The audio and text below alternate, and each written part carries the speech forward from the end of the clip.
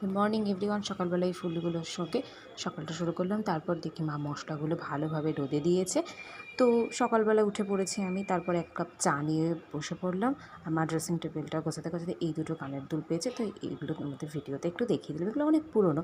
তারপর আমি স্নান টান করে পুজো দিয়ে আমার আফটার শাওয়ার স্কিন কেয়ারটা কমপ্লিট করে নিলাম। তো আজকে বাড়িতে আমার কাকা আসার কথা আছে, সেই জন্য একটু তাড়াহুড়োর মধ্যেও আছি। রান্নাবান্না সবই মা করছে, আমি জাস্ট মাকে একটু হেল্প করে দিচ্ছি, আর সাথে বাবাও আছে।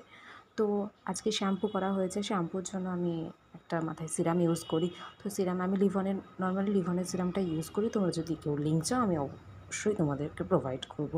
তো আমি স্কিন কেয়ারটা করে নিলাম, তার মধ্যেই তোমাদেরকে একটা কথা জিজ্ঞাসা করছি, তোমরা কী ধরনের ভিডিও বা শর্টস দেখতে চাও আমাকে অবশ্যই কমেন্ট করে জানিও।